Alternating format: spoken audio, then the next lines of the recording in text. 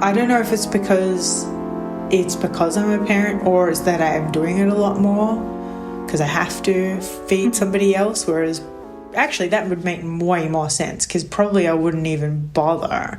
I'd just like eat something on the go or something like that, get something from home, or like now I am really cooking quite regularly.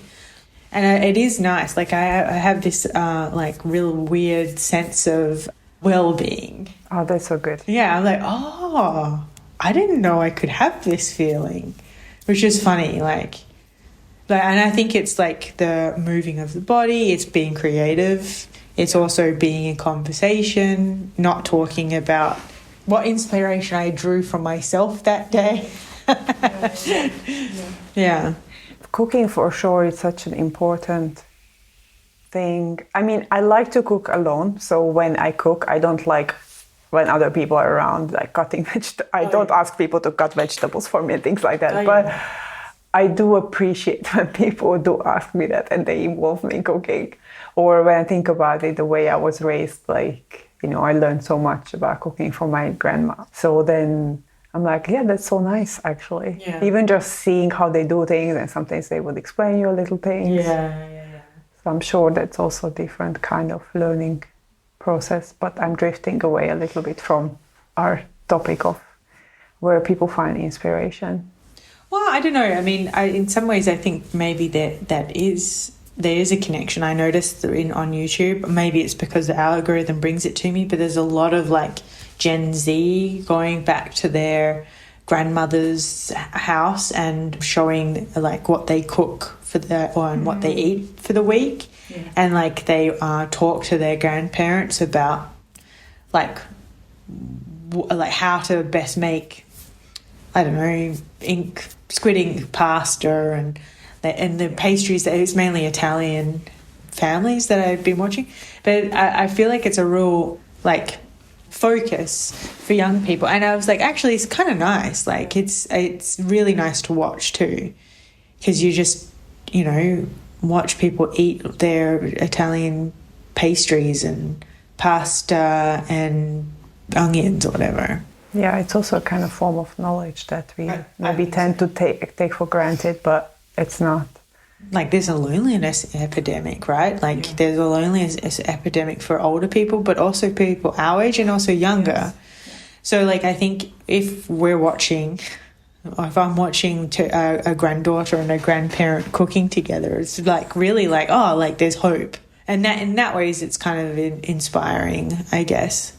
You know, hope is an inspiration. Yeah, I think it's also kind of a form of I don't want to even say micro-revolution, but a nano-revolution, you know, that in a way, like, you go against the grain, because I'm sure, like, those youngsters could, you know, just buy some food, whatever you want, you can kind of buy, but it's much more than that, right? To go back to someone and learn the ways and to understand even the kind of hardship of what it makes or what it takes to make things. Definitely.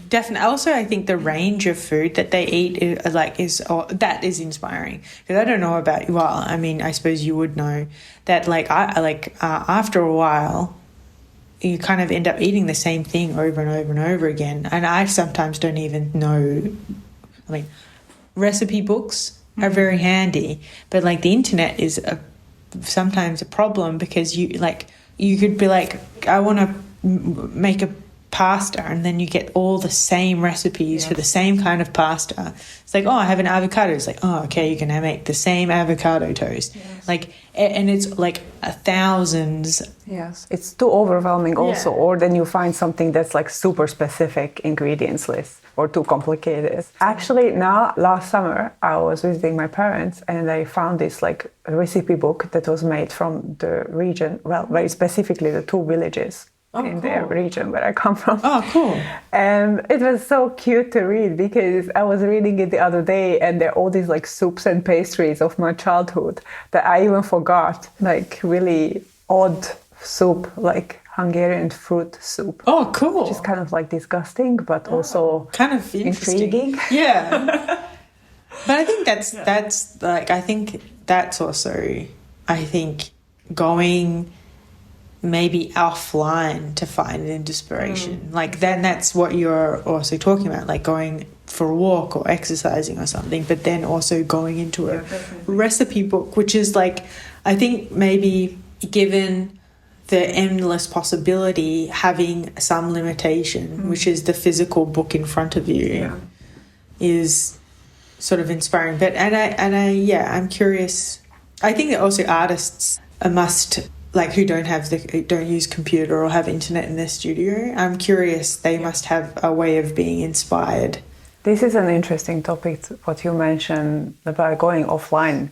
I don't want to sound like overtly, anti-internet, but I feel like the internet as it is now, or all these like social media networks, they give you a really full sense of community. And I think they are really helpful tools to maybe organize or share information, but we should forget that that's not the community, and I feel like that's what happens like in any sphere, like whichever aspect you look at, like either if it's like recipes or organizing a protest or whatever, it gives you a full sense of community and belonging. And I feel like that falsity still remains. And if that's the only thing you rely on, it will only disappoint you, in a sense. Like that's why I think it is good to go offline and actually like deal with your own communities or with your own body, or trying to find your own ancestral recipe books or whatever, because I feel then it becomes more real, which, like there's this whole discussion, online, it's also real life, yes and no,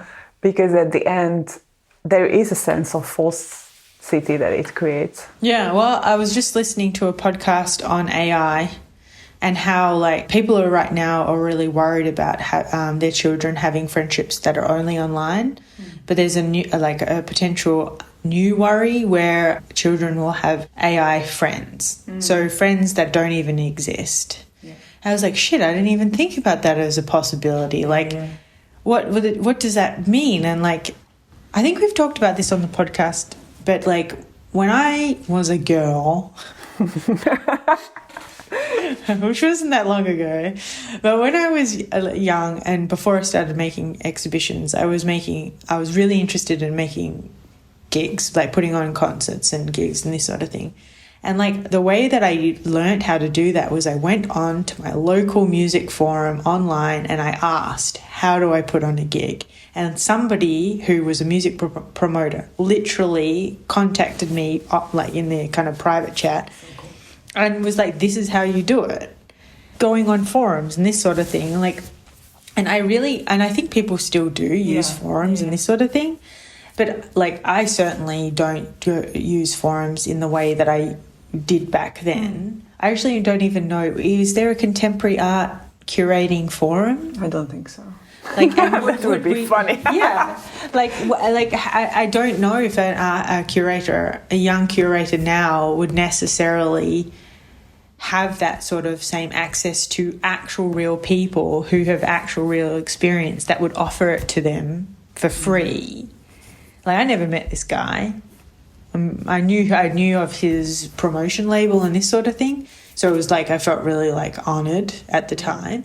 But I feel like the internet was really different. Like, it was also like way more local. And like, I don't know, I miss that. And maybe then it was a clear understanding of it being a tool and not the thing. Yeah. Because I think now people how understand, the others. But like how it's understood is the thing and not the tool. And I think it's a very good tool for this sort of like exchange. But of course, like I remember obviously growing up in this generation where the internet is the future of possibility of endless knowledge, right? Yeah. Like copyleft and all these kind of things that I sometimes feel I need to explain to my students how to like use a torrent and things like that, because it's also generational, right? That copyright is not a thing on the internet. And I think now is the complete opposite. Like everything is copyrighted. Everything you put out on there, it's your copyright. Like, or in some weird way you can claim copyright for it. And that's also, I think, a kind of shift of thing. Disclaimer, I am not explaining my students how to use a torrent. I keep that knowledge for myself. No, but I mean, but I know what you mean. Like, there is a certain ways of protecting yourself, or so, like, you know, once upon a time, like, you know, LimeWire and all of this sort of like music downloading and like you could like get Napster. Digital. Yeah, and like actually, there's a really good book about talking about like black metal and red politics or right wing politics, and like it's talking like that once upon a time, or still there is still this idea that black metal is a right wing propaganda, and like.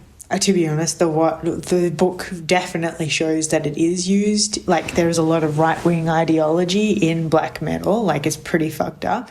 But then, like, there's also, like, anarchist strategies that are used, but that the left can use to actually liberate themselves from, like, capitalism or whatever. But he talks also about the problem of, like, say, something like Spotify, that, like, you don't even listen to a entire album necessarily anymore. You can find a playlist for a sad girl playlist, and it will have all the music of the same kind of style, all by different artists, but like there is no journey, like we were talking about with the music that we listen to whilst we write.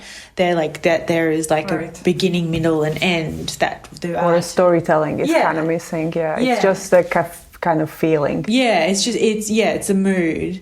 And how like in like a lot of black metal like that, like they don't want, like a strategy is to actually be totally exclusive, so like they don't even have online music, that's only offline.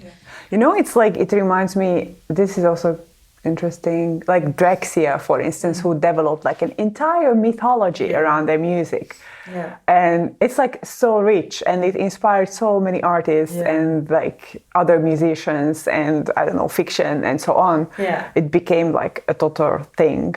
And nowadays I feel so old, Jesus Christ, but like it's true, like all this music is written with AI and, you know, like mashing up songs that somehow work. And there's a TikTok account which I forgot, but I mean there are probably several, but there's this guy who is taking contemporary pop songs and then identifying like 2 or 3 songs from, say, the last decade or from the 80s or whatever, where they take the bass line from, or they take the lyrics from, and kind of how it's matched together. And I mean, it's kind of like weird, because then you just get this instant gratification of this mood that you're looking for, but the story that you maybe need to be also invested in some way is missing. No, it is interesting. Like, I guess that's also the inspiration that maybe that I'm looking for is more like the total commitment to a narrative. And I know it's not necessarily a political one, or I was just thinking of like Donald Trump or something, you know, like the total commitment to but I mean like but it's also a kind of narrative that is not, you know, not the usual narrative. It's kind of a new liberatory narrative in some, or at that time. And I think maybe that's what distinguishes it from like the right-wing narratives. There is like the old cliches, so it rings a bell because there is some kind of old cliche that's easy to mobilize because it's simple. And I think in its simplicity, again, it points at the, you know, the lack of value of that sort of narrative.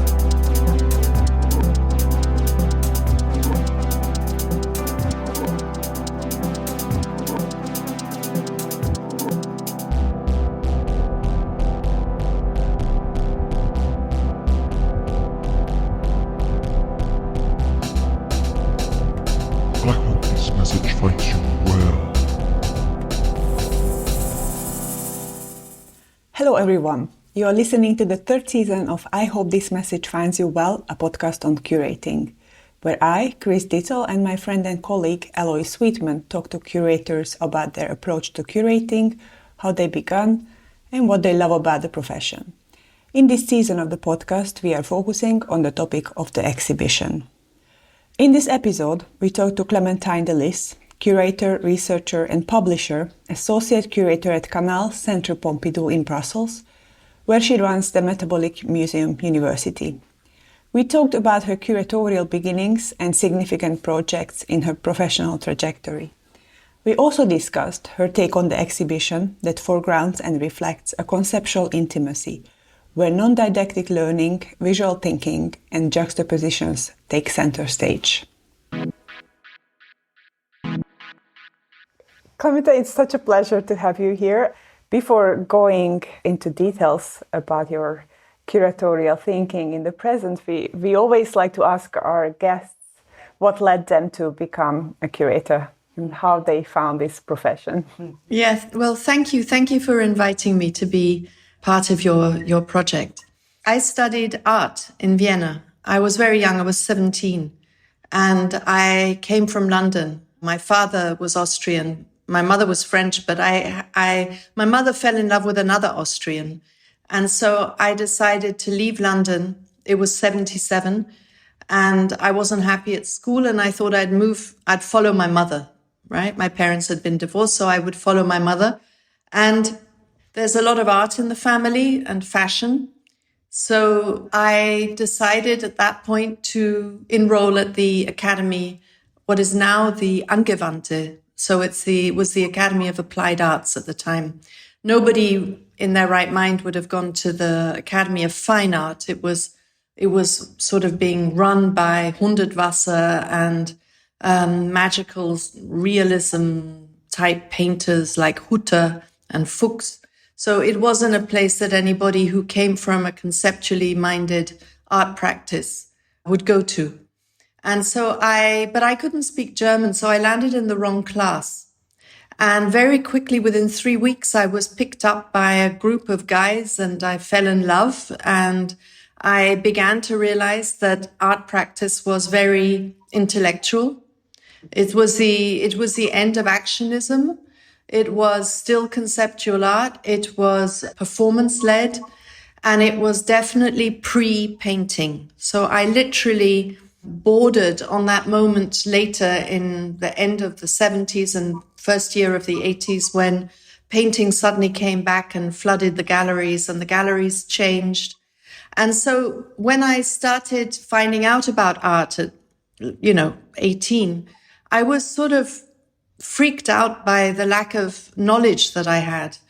And I went to, I did 2 years at the art school, but I was like a gallery junkie. I was going to openings the whole time. I was everywhere with my boyfriend. We were really like on the case. And I went to university, and because of artists who I witnessed at Documenta 7, like Lothar Baumgarten, Michael Bute, even the performance artists like Akonchi and Abramovich Ulay, all of this was being influenced a lot by a kind of meta-anthropology, a critical anthropology. So I decided that if there was something that would inform my practice later on, it had to be anthropology. It couldn't be philosophy because I wasn't interested in learning about Kant. I wasn't interested in sociology. It was too statistical. Linguistics was for me too abstract. And it seemed, and I saw that, Kossuth had studied anthropology, Susan Hiller, Michael Oppitz, who was the German protagonist of critical reflexive anthropology. He was working with Baumgarten, so it made sense. And during that time, because I went to so many shows, I didn't feel empowered to become an artist. I had no figureheads. There were women, of course, that were rising in the 80s and becoming more important in, say, Vienna, the whole world was much more static. So the axis of information that came from the States to Western Europe was incredibly important. And yet it felt far away. The women artists who were in Vienna, although I admired Vali Export, she was older. And a lot of the artworks that I saw were textile based. And I was more attracted to what men were doing, but I didn't feel I was being given a chance by the guys. Mm-hmm. Yeah. At the time, I was the only foreign student at the academy, the only one. Yeah. Everybody else came from some part of Austria or nearby, maybe Germany at the most. So I didn't have the courage to name myself an artist because also I could design shoes. My parents had these fashion shops and I was already designing shoes, but I didn't know how to bridge the making of art and the intellectual capacity of understanding art or relating to it. And that's when I thought, influenced again by brilliant curators like Rudi Fuchs and Harald Seemann, Kasper König, the way that they worked, I admired it. They seemed to be writing a tandem with artists, talking to artists, and then when they knew what was in the air, they would do a big show. And I was super impressed by that. I liked the closeness between the artist and the curator. I liked the risk that they were taking to show new work. And because the time that I was coming out, if you like, as a curator was a time of change, from information to much more commercially led works. That's what made me decide to become a curator. At the same time, it was clear to me that I couldn't represent British art, even though I was born in London. I wouldn't represent, so I became actually deeply anti-territorial, and I still am. And so I realized then a bit later when I did my first show and, I studied anthropology, I did a PhD, I worked on the relationship between anthropology and art in the 1920s. And then I pulled out of academia totally. I started to actually loathe anthropology for its power structures and its attitude. And I didn't want to do field work in some foreign country and observe people. I was aware of the colonial kind of underpinnings. And so when I'd finished the PhD, I then needed to become a curator. But I was living in London and there was the word curator wasn't normal. It wasn't being used.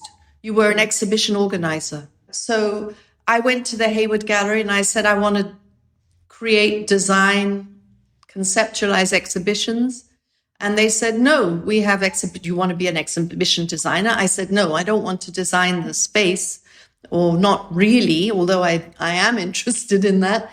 But they said, no, if you are an academic, then give us a concept and our exhibition organizer will produce it. And at the same time, concurrently, I had been on the dole, unemployed for a year and a half because I didn't fit. I hadn't studied art history. I came from this hybrid background that still today prevents me from getting a decent academic job because I haven't studied art history. And so I then threw everything into a text, which I wrote for an independent publishing magazine called Durch, D-U-R-C-H.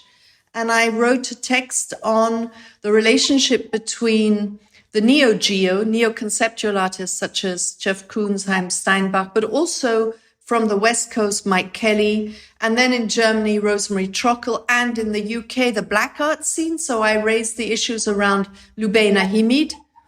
And I brought that together with, the fact that all those artists were working in a very interesting way, and I could have expanded to Guillaume Bail, who I adore. But at the time, I was looking at them because their works in the gallery turn the screws on the relationships between collectibles, collecting, commerce, and critical discourse. And so I juxtaposed their works, which I borrowed consciously from the market, i.e. from Max Hetzler, Gisela, Jay Gorney, modern art, etc. I didn't talk to the artists. I took their works from the market. And then I went to West Africa, to 4 countries, and I did the same thing with the market over there. And I pulled out objects that were very close to ethnographic pieces that were kind of the colloquial ethnographic artifact, but also had a scary formal resemblance to Trockel, Kelly, Steinbach. And I put them all together in an exhibition which was called Lottie or the transformation of the object without labels, no labels. It was the first time Jeff Koons was shown in Austria, and I showed the porcelain teddy bear, and there was no label. How was it received at the time? Very well, very well. Because the art crowd liked it. It was clear that the fact of not having labels was not just to be kind of provocative. It was also because I had been to New York and I'd seen how galleries didn't even put the name of the artist. There was none of this prosthetic contextual information. It was all much more inside knowledge, initiate knowledge. And I liked that. And I wanted people to feel destabilized by the formal affinity between, say, a bunch of jugs and mugs from West Africa in plastic and stripy plastic, and the jugs and mugs on Haim Steinbach's piece, or the knitted hats from Burkina Faso and I didn't borrow the balaclavas, but the other knitted works by Rosemarie Trockel. And also to have then Lubena Himid's discourse, which was again totally different to the Kellys and the Steinbachs and the Koons, right? She came from comes from a very different politicized discourse. And her paintings were about Mr. Salt's collection, a famous Egyptologist. And she had a plinth with sand, and on the sand she had souvenir mugs from Britain, from England. So that again contrasted with the Haim Steinbach, with his jugs and mugs. And so you really didn't know what you were looking at. And the show was really well received. It was an anti-primitivism show. You have to imagine that it opened in 1990, and it was a year earlier that you had Magicien de la Terre. And then you had a lot of very naive exhibitions taking place in the States and in Paris around African art. And it was at that moment that I realized that I would have to be a curator who was a connector, who set up curatorial platforms of different kinds in order to create short circuits between artists so that they didn't have to wait for exhibitions, so that they could recognize each other. So this is when you started with this idea of artist to artist curator. No, that was later. Oh, later. Okay, yeah. However, it reminded me, I was reading your recent text titled, I love the title, Manifesto on Neighborly Dislike as Curatorial Critique. This neighborly dislike definition in the text very much resonates with the kind of curatorial methodology you also employed in this early exhibition. I was wondering if it's kind of a conscious trajectory or a way of thinking. Yeah, I mean, the funny thing is that when I wrote this manifesto for Skin in the Game, like 6 months ago, it had a very specific relationship to the fact that I took over the previous exhibition. Okay, so in Skin in the Game, I think scenography is a drug, and I think exhibitions do not need to rely on the kind of finance of scenography or the power of scenography.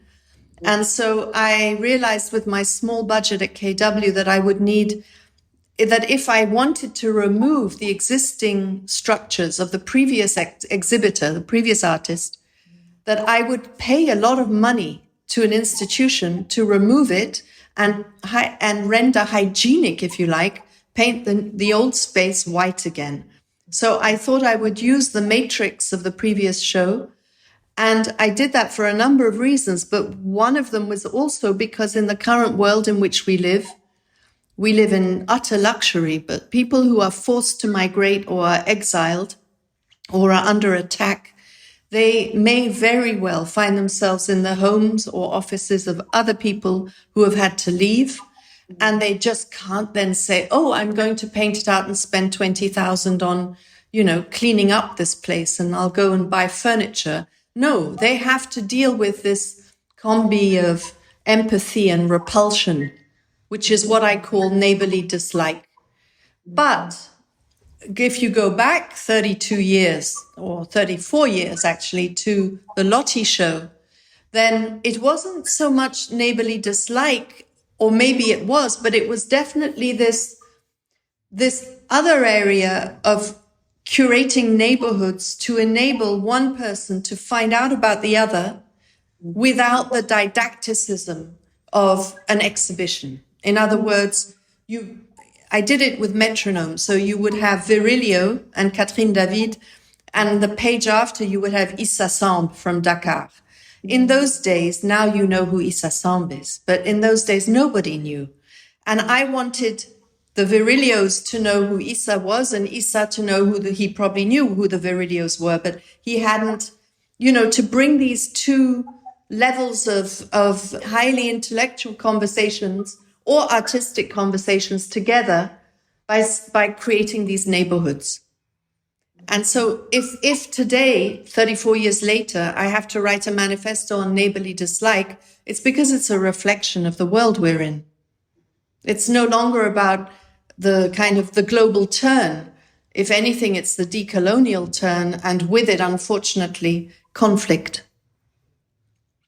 I didn't give myself the name of a curator. In the German-speaking world, there were curators. They existed. Yeah. And the contrast in 1990 between doing the Lotti show for the Styrian Autumn in Austria and showing it at the Academy of Fine Arts afterwards with complete freedom, to prepare a show as I wished, was in stark contrast to what I was allowed to do with another show that I was doing concurrently in London called Exotic Europeans. And all I did with Exotic Europeans was to go to the ethnographic collections in the UK and pull out everything that represented a colonial, not just African, colonial sculptures, but everything, Chinese, Indian, etc. And it was anomalous material. But the attitude of the Hayward was really shockingly conservative. And so the idea that I could be a curator who would have a free rein, no way. Yeah, they were already terribly worried about audience reception. And there are, the joke of it is that curatorial education probably began in Britain and has remained, in my opinion, deeply conservative. But that's maybe later. But after that show, I worked for a little bit in television, and then I went back. Then I kept observing what was going on around African art, contemporary work.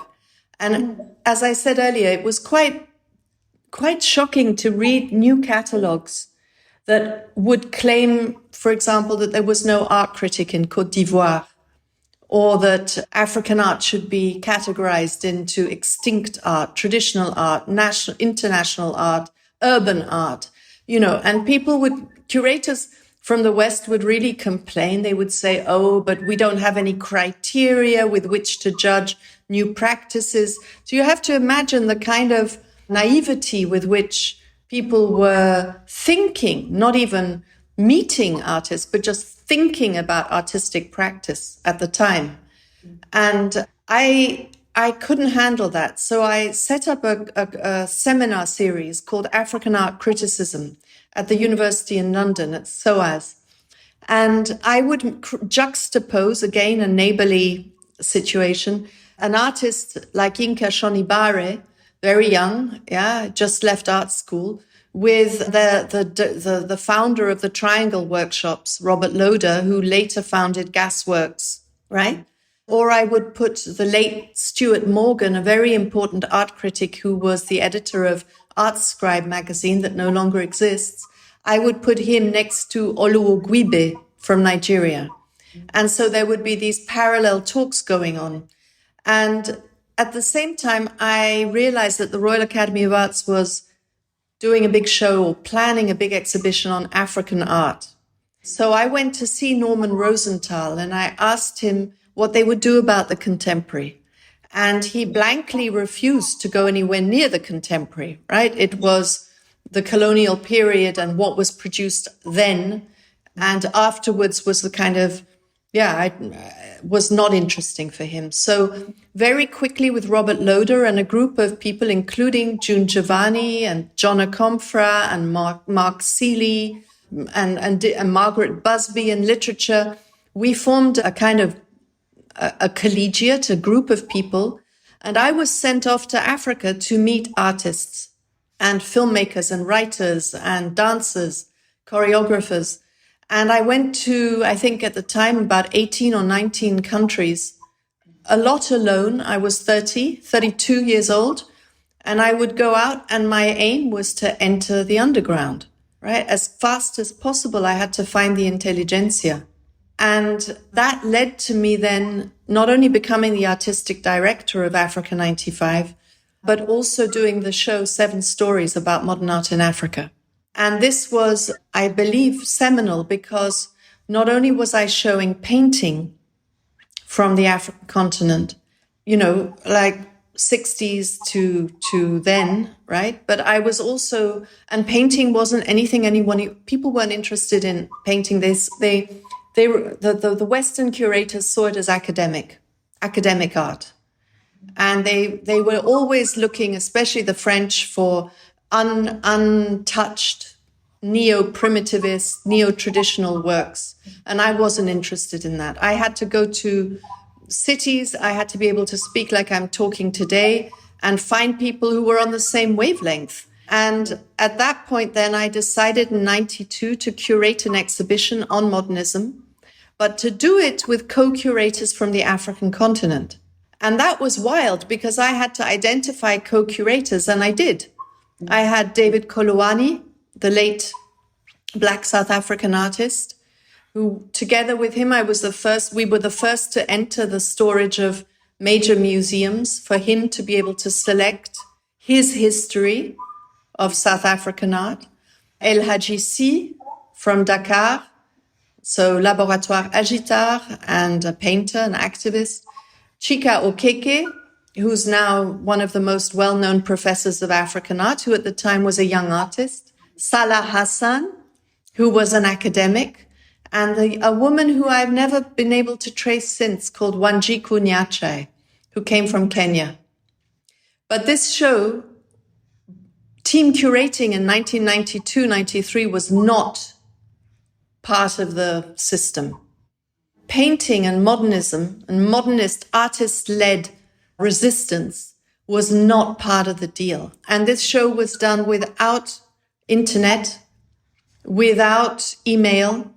It was done with fax machines and a lot of faith. And when all the works came over to London, we had 10 days to install after nearly 3 years of preparation. And it's at that point that I thought, no way. Oh, no, what also happened was that I was forced by the direction of the Whitechapel to paint a map of Africa on the wall and to have statistics on the African populations. And at that point, I thought, there is no way I want to do this kind of exhibition making. I don't believe in exhibitions. We're talking 95, blockbuster shows are growing. There's curatorial education. It's focusing primarily on exhibitions. And that's when I decided to become an artist-to-artist curator and work backstage. So this series of podcasts may be about exhibitions, but I think one of the biggest problems about curating is that it has focused for the last 30 years on exhibition making. Yeah. We are very much on the same page with you, at least. I think for me, definitely, it's also... one of the earliest episodes of the podcast, we talked to Cedric Falk, and we were referring to an earlier interview he did where he declared that every exhibition he's working on is working towards the abolition of the exhibition. And I think that's been also something we kept on talking about ourselves. Mm. And I see definitely exhibitions as a very small part of my practice, and also not something that... Maybe this leads to another question, kind of with a larger ellipsis, because I still wonder, you still make exhibitions, and a lot of the times when you talk about exhibitions, you refer to what happens there. There is some kind of encounter, how these different assemblages of different works create some kind of larger or overarching meaning. Or you also oftentimes talk about, as I hear you. And as I read some of your writings, talk about the experience visitors have. And I was wondering, in that sense, how do you think about the exhibition? Maybe in some way this does relate to scenography, but perhaps not in this way of painting the walls in a particular color, or how we see exhibition design, or kind of the different scenographic elements per se. But I was wondering, there is a kind of sense of the exhibition that allows for certain kind of feelings or momentums to emerge. And I'm not sure if I understand this correctly, but could you maybe tell us a little bit what is this core aspect of the exhibition that still keeps you making exhibitions despite these maybe earlier disappointments in the format or difficulties with the institution? I wasn't disappointed. I think 7 Stories was seminal, but I mean, it was destroyed afterwards by Okwi and Wezoa and Freeze, because he was just coming out of his political science and becoming a curator. And I was, a white European woman working and identifying key paintings from the 60s, like Era Boy Mokpai. Some of the works that he later showed in Short Century was there in 7 Stories. So I wasn't disappointed. I was just not prepared to tolerate the foolishness of exhibition making. And I do exhibitions, but not like one of the things that I don't get with exhibition making today is the temporality. There is no questioning of why we work for 3 months on one show, then we take it down for 1 week, and then you have 10 days or maximum 2 weeks to build it up, and then you go through the same rigmarole, the same press releases. I find it always really, at the moment, I find it very strange at the beginning of a year when all these museums and venues and Kunsthallen and what have you are showing us what they're going to present in the following year. And I'm just like thinking, why do you need to do that? What are you showing us? What is this kind of sense of what is all of this? Why? So I think, first of all, the key point to make is that there are different types of curators, and therefore there are different types of exhibitions. It's clear, right? And there are many curators these days who prefer to work with deceased artists, with artists' estates. It's incredibly fashionable at the moment. Maybe a lot of artists are dying too, a particular generation. But if you work with estates, you don't have to question, you have to talk to an artist, right? You don't have to there's no confrontation with a living person who made the work. So that's already one genre of exhibition making. I think also the biennial phenomenon that emerged in the 90s has really also produced a type of understanding of the group show, which is another way of thinking of an exhibition. But for me, an exhibition is I need to have to want to make it, right? I need to want to use the space, and I need to be given the space to do it. And I did exhibitions at the Weltkulturenmuseum when I ran that museum, but they were absolutely contingent on what came out of the laboratory. So if I invited an artist or a lawyer or a writer to do something and they shifted my plan in my head, then that would be fantastic. And then the exhibition would morph. So for me, I think that the exhibition has to reflect a type of conceptual intimacy between the artist and the curator. And I'm working on a new type of exhibition, of course, with the Museum-University. But I think an exhibition for me has to be about juxtapositions. It has to be about visual thinking. I want people to be able to sit down more and more. I don't appreciate the consumerist role of the exhibition visitor, and I don't appreciate the excessive use of didacticism in exhibitions. the texts that you read on the wall. You know, there's only in exhibitions are you as a human asked to read hundreds of words, standing up, staring at a wall. I mean, no other location, public location, pushes you to read standing up, looking at a wall. Not an airport where you find your flight, not a train station. You certainly don't read all the other trains that you're not going to take. So there's no other location except today's exhibitions where this happens. And then you add the QR code, then you add plain language, because the curatorial idea is that, you know, you have to make art accessible. People can't understand it.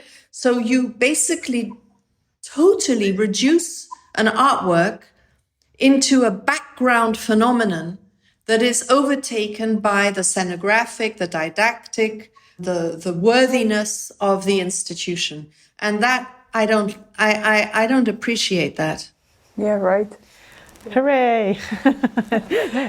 It's very nice to hear this. Because I feel like in the Dutch context where I oftentimes work in, maybe you can also say your opinion there, but I feel like there is also this conflict that on one hand the visitor is this grey mass who needs to be explained everything, but then at the same time, in this sort of like didactic tone that is oftentimes uses curatorial language that is full of jargons, etc. But then at the same time, everything needs to be also extremely simplified. So there is this conflict between the very academic and the kind of, how to say, it's not only the language, but I think also the protocols we work with, how you have to move in the space and what you can do in an exhibition. And even if it's like a 2-hour video, you have to sit on a really uncomfortable bench. And then there is this other thing of accommodating the masses, but they are not.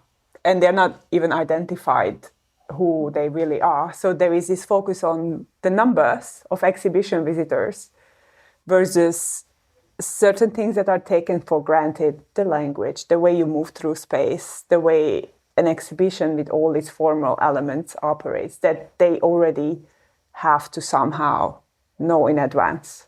Mm-hmm. I'm not sure if I'm making sense, but I can relate to that, what you've been saying. No, I also totally relate to what you're saying. I think one of the things I also find frustrating about the exhibition limited by time is that if you do want to break out of that time limit, then you're confronted with, say, how is that exhibition then communicated over the course of, say, a year, 2, 3, whatever.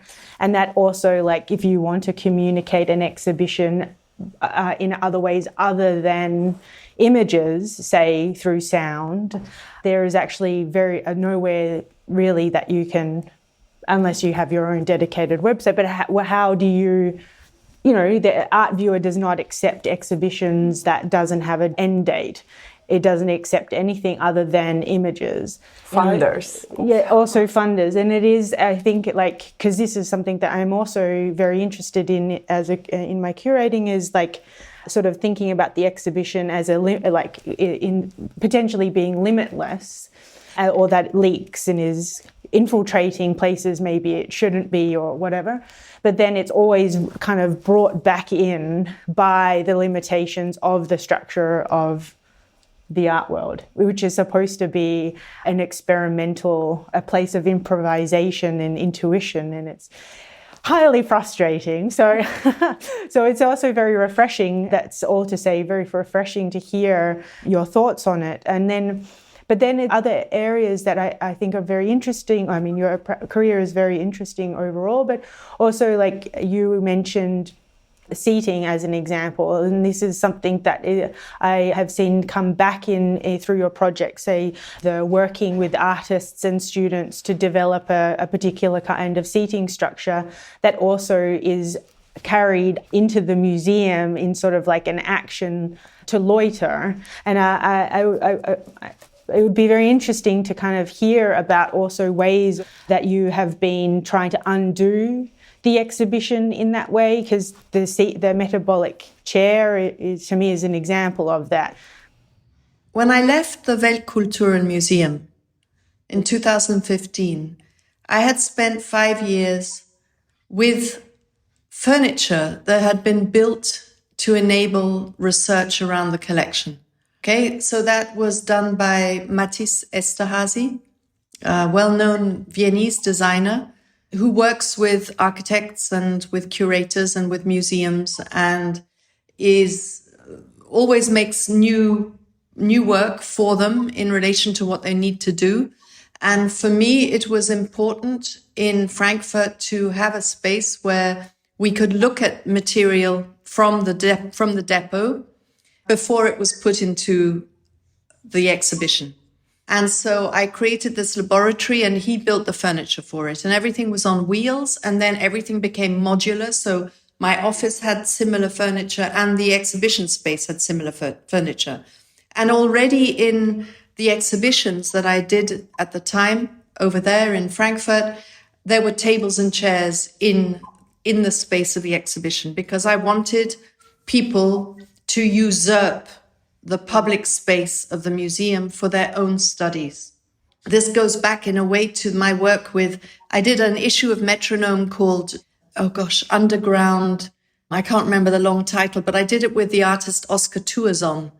And it was all about how to survive in an art school or in another institution and where you can usurp the heat and the light and the plugs and the sockets and the cupboards and how you can use these spaces to survive in, to live differently. And when I left Frankfurt, my first iteration of the Museum-University was in Kiev.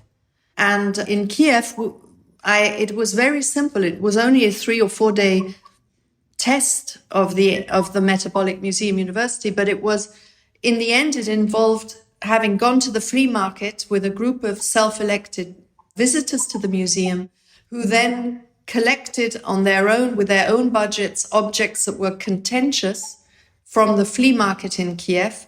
We found furniture downstairs in the museum, which allowed us to basically squat this public space with a table and chairs so that when visitors to the museum went in, they could sit down and take part in a seminar based around these different objects of contention.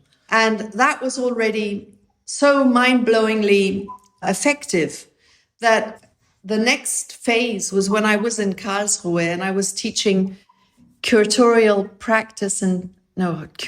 theory and dramaturgical practice. So I love that title. Yeah, it's wild. So I had a really strong group of students and we were working on these questions of chairs. What would you need to study in a museum? And you need a table. Yeah, I mean, these ridiculous folding stools that they offer you, they're ugly, number one. And you walk around and they're usually used by people of a certain age. Children are asked to draw on the floor or sit on the floor. And as you know, and you've probably checked yourself, benches are either put near the cloakroom or the toilets because, as I was told, to my surprise, if you put a bench in front of an artwork, you raise it to the level of a masterpiece. So good. Wow. Oh my gosh. So I won't go into all the detail about the relationship between department stores and movement and museums and consumerism and movement. But the idea of creating the metabolic chair was, on the one hand, so that we could squat existing exhibitions, but also so that the punters could spam the hang. Because of the conservatism of curatorial practice, there are spaces in between works very often, the golden rule, and then you have and so the idea that a punter could come in with Bluetooth and connect to a tiny projector attached to the metabolic chair and span their Instagram images onto the wall was a way of creating another form of neighborhood, if you like, and saying, okay, I'm now a curator. I'm a 16-year-old. I'm going to curate my own show. But of course, because you're beaming in between two existing artworks or exhibits, you're clearly going to take in what's next door to you, right? And this came from a very funny experience I had at the Zittel Museum when it was redone in 2012 or something. It was reopened with a new extension and a new hang. And I was shocked at how close it was, that I could never look at one artwork. I had to always kind of adjust my mind because there was always other stuff around. It was overcrowded. And that idea, in a way, in a perverse way, came back when we built the metabolic chairs, to kind of squat the existing space with more material, but created by the visitor, not by the curator. And we took over the museums in Ljubljana, the 33rd biennial of graphic design. We took over all the museums and held seminars with the metabolic chairs. And they were also in Skin in the Game recently. And this leads me now to the kind of situation where I want to do more with, I need tables and chairs, big time, to perform the Metabolic Museum-University in a space.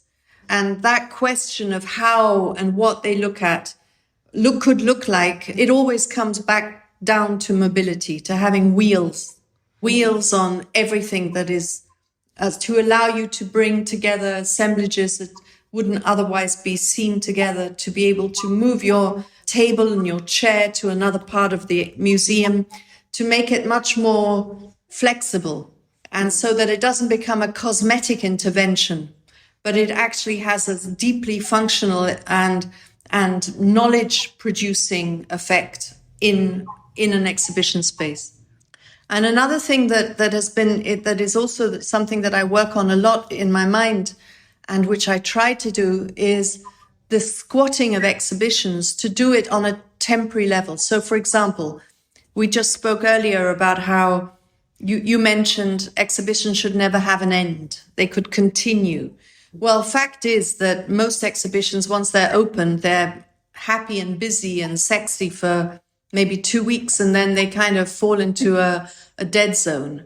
And their stagnancy is something that interests me, because I would like to see inserted within an existing exhibition a temporary debating chamber with elements that come, artworks, artifacts that come from other collections that are placed within the space of an existing exhibition for maybe 3 hours, and that lead to a public debate, that ask you to think visually about the relationships that are being ignited between the different elements on the table, and of course that are bouncing off whatever is in the existing exhibition.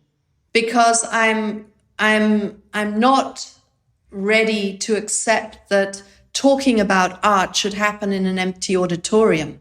Yeah, indeed. Yeah? I think we have the spaces in museums. If we use the empty areas between the paintings or the exhibits and the space in the room itself. Yeah, totally. Yeah. Jumping completely to a different project, but I'm hoping we have a little bit of time. I was wondering, where does this project in Dilijan fit within? I watched the film, which I have to say was wonderful. Such a wonderful way of seeing the process of artists coming together. It was an artwork in itself, right? It was made by an artist. Absolutely, by Vardan Danielyan. Yeah, if you've not watched it, I will link it in the show notes, because, yes, well, rather than me... Thank you. Yeah, thank you for asking me about Impulse, because it was really special to me. I had left Frankfurt. I was in the Institute of Advanced Study. I'd been kind of airlifted out of this horrible situation of being unjustly fired, and having then to take the city of Frankfurt to court, which I won, thankfully, but it was a ghastly 2 years of my life.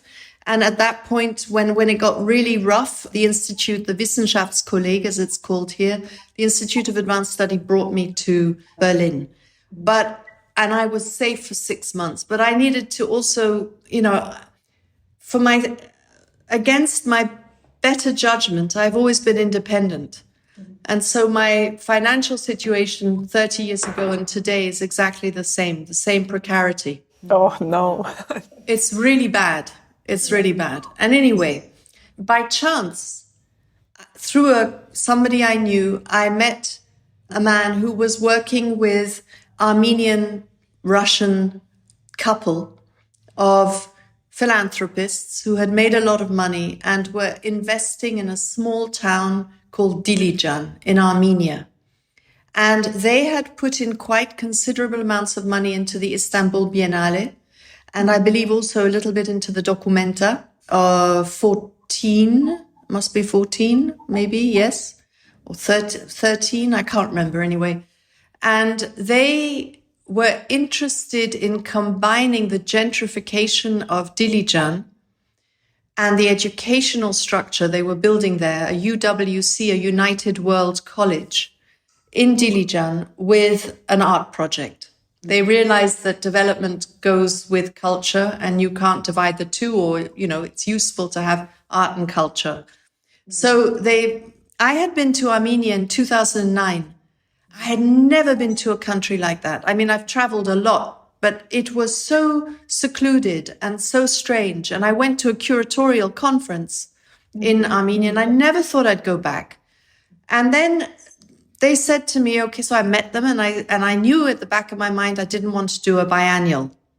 So I traveled to Dilijan and I noticed that there were many artists' resorts, so that the Soviet structure, especially in the 60s, had led to the building of a cinematographer's retreat, a composer's retreat, an artist's retreat, an architect's retreat, and a writer's retreat.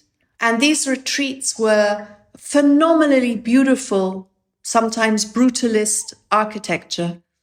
And they were in a bad state. Some didn't exist, but the composer's retreat existed. And it was lots of these little mini bungalows with small pianos in them, utterly self-sufficient. Benjamin Britten went there. Stravinsky was there. Tarkovsky wrote Stalker in the filmmaker's retreat. I mean, it was incredible. But also there was a factory, and the factory was called Impulse. And when it was built in the 60s, they produced microchips for the Soviet Union, for the cosmonauts, defense materials for defense. And the Armenian engineers and physicists were so intelligent that the hub of new invention emanated up from Impulse factory. Afterwards, they started making telephones. Like Hawaii 5.0 telephones and Sherlock Holmes style telephones. And then there was the terrible earthquake in 1998. And after that, the Impulse factory became obviously post-Soviet. It also became a place where they made golden chains. And then eventually they started making bus shelters and staircases and round beds. Not a good idea. And that's when they went bust.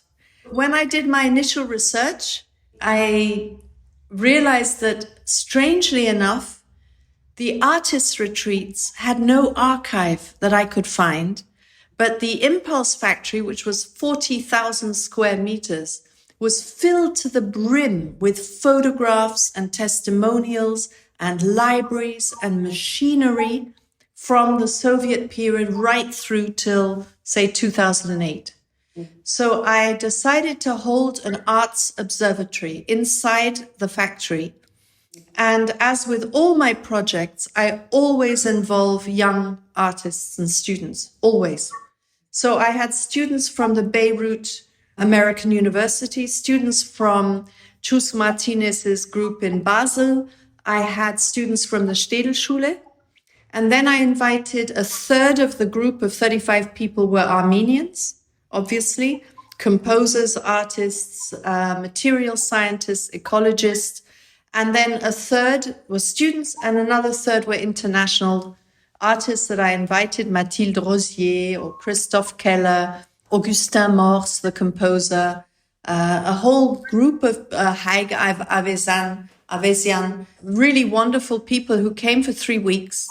And the idea was that we would meet and do research in the town and in the factory and try and work out what could be produced in the factory that would enable a circular economy of teaching for the young generation of Armenians, studios and labs for research, and production.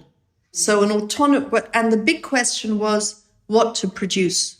And in the 3 weeks, the different people did different field work, and they interviewed a lot of the older generation in their 70s and 80s who had worked in the factory. And they were very concerned that we would be doing something constructive, right? And I published 7 or was it 8 newspapers in 3 weeks, which was really important. I took over in classic Metronome style. I took over the format of the local newspaper and filled it with information in Russian and in Armenian and in English, would print it in the local printers, and it would be taken to all the families because not everybody had internet. And they would know who these freaks, these 35 people who had arrived from nowhere, right? Who they were. And it went on for 3 weeks. It was really special, very complicated, very difficult. Yeah, it would pour with rain and the roof would, the organization was wild. Unfortunately, and we held a 2-day public event, but unfortunately the patrons were neither interested in purchasing and repurposing Impulse, the factory, nor were they great art lovers. They didn't collect themselves. They were wary of oligarchs who collected art. And they felt that their commitment had to be towards education and community centers. And if anything, I think what they wanted to do was, can you believe it, bring a South Korean factory for Botox and plastic surgery so that they could attract rich Russians and Armenians to come to Dilijan and invest money in Dilijan. So the art project fell through, but not without it being shown at the Hamburger Bahnhof in an exhibition called Hello World, where I was also, thanks to Udo Kittelmann, able to do what I wanted in the space. But it's very close to my heart because I went 11 times in 2 years, and I love Armenia. I love it. It's the most wild landscape. Yeah, you think you're walking over the backs of elephants. It's so archaic and beautiful, and I have friends there, and yeah, I miss it. But I mean, it's a classic example of the work that I've done as a curator, which has been to bring people together, often behind closed doors. And I believe very fundamentally that art institutions today have a duty towards the artist, that we're not talking enough about the changing role of the artist. We're talking too much about artworks.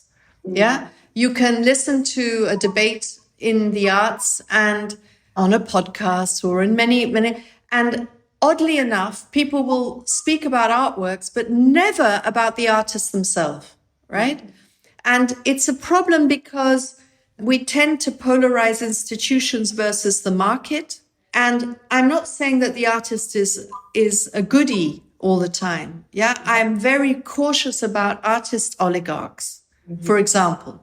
The artists who are alive, who are selling for millions, and who do not share in any way. There are artists who do share, like Theaster Gates, right? There are people who are investing back into the community on every level.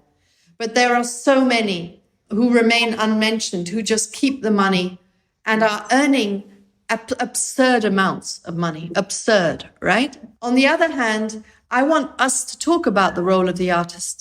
I want to understand what the artist is capable of doing within the confines of curatorial conservatism. Yeah, it's not so obvious. And I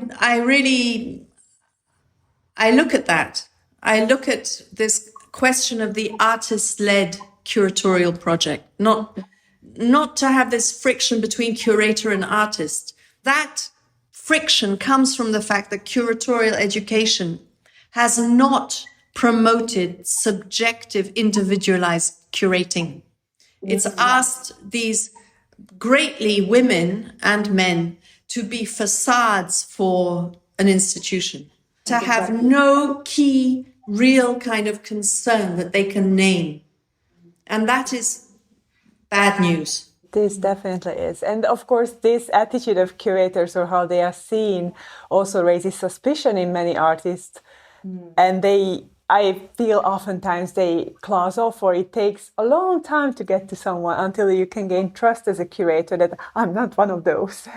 That actually to find ways to show that I'm looking for genuine engagement. And I think that goes back to this sort of like curatorial conservatism that's been taken over by institutions, and then also affects how artists and also audiences relate to this profession, I guess. I mean, all the artists in Skin in the Game, which we haven't really spoken about except for the fact that I reused the space of the previous artist. This was me going to visit them and asking them for the moment individually, asking Collier Schorr and Joëlle Tuerlinckx and Ruth Buchanan and Otobong Nkanga and Andrea Zittel and Rosemarie Trockel to tell me what that moment was when they threw their skin in the game. And that's biographical, because I wanted to know what motivated them and soldered their commitment to art practice, because I hadn't been able to find it myself. On the one hand, to throw your skin in the game, it could come about, and the show presented that it could come about through a particular work, but it could also have been an experience, or it could be that skin in the game was the retraction away from art, as in the case of Collier Schorr. It was going away from art, getting an agent rather than a gallery, working with fashion, and not having that to compromise. And so Skin in the Game was about that moment of non-compromised commitment, you know, of a mixture of heaven and hell in those ways. And that kind of put me into a particular position whereby I was the one who would then put together the display and mix the prototypes in this kind of condition of neighborly empathy or dislike, right? This kind of combination of how can I place the first spot pictures of Joëlle? Can I put them next to Fattening Room by Otobong Nkanga? The women have nothing to do with one another, right? Their works are utterly different. But what happens when you start to juxtapose them? And there were metabolic chairs, and it was wonderful to see people hang in there, just to be there, and to see how many artists were happy about the show. I mean, that was really great to see, on the one hand, on the Thursdays when KW is free, to see how young people would sit down and read for hours. And on the other hand, to be asked by artists again and again to take them through the show. Did you see it? No, huh? Only through images, which is never the same. But what I did find also quite interesting is that these artists that you were working with in Skin of the Game are artists that you've known for a long time, right? Yeah, I knew Collier's work, but I had never worked with her. I knew Andrea, but I had never worked with her. I'd shown Trockel in the Lottie show, and I was super excited about working with Joëlle Tuerlinckx, who I had never met before. So those were the first four. And then after a while, I thought, oh man, I need to have maybe two more artists in the show who know me better, who know how I tick. And that's when I invited Otobong Nkanga and Ruth Buchanan. Yeah. And they broke this necessary generational focus, because you can't do a show around Skin in the Game if you haven't got a bit of distance. A 20-year-old, forget it. A 30-year-old, forget it. Just about 40, and you can just about maybe look back and say it was then. And this is the revenant. This is what keeps coming back to my work, because it wasn't at all about what was the first artwork you made. It was about what was that moment, and what is that moment that keeps returning, that you never resolve, right? That is a revenant in your own practice. Do you have such show in your practice or such shows project? Well, the first thing, I mean, my skin in the game was in that show. Number one, right? If I had not managed to pull it off, it would have been really hard because I was working in an environment at KW where this sort of waiting till the last minute type of curating, it's not really done, you know, you plan properly. And I was planning, but there was a lot of unforeseeables. So I had to pull it off as a concept and as a spatial configuration. But my skin in the game, there are different moments. I guess one was, probably it was Metronome. Yeah. Probably it was then that I could say, no one is going to edit me. Oh, yeah. Yeah. It speaks to you, Chris, I think. It does. No director of an exhibition is going to edit me. No magazine is going to edit me. The only people who can edit me are the artists and writers I work with. That's lovely. That's really a lovely sentiment to enter a project with. Well, I feel like there is so much more that we could talk about. Like every interview, it always feels like just the beginning. But I think perhaps this is a good time to end and to say thank you so much. Thank you so much. It's been very wonderful to hear you speak and get to know your practice in so much more detail. Yeah, I feel like I can leave and feel excited about the exhibition, and yeah. I find it very enriching when we can talk about the difficulties we and the kind of criticism we have towards our professions, and yet, you know, leave a conversation with hope. So thank you for that. Thank you for being so interested. Oh yes, of course. Yes. Well, thanks for being interesting. So that helps.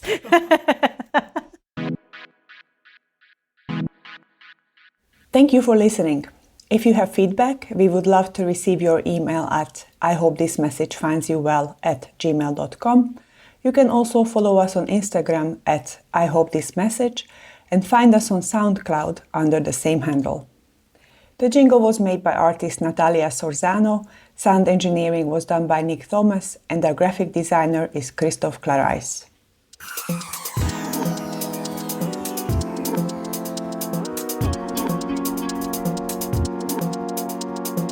I hope this message finds you well.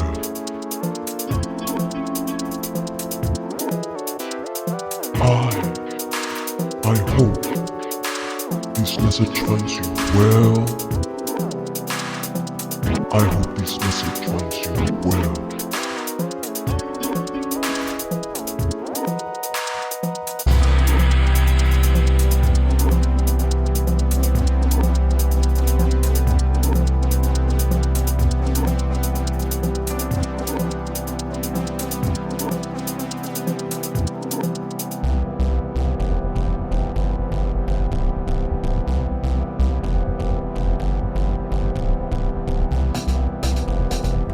I hope this message finds you well.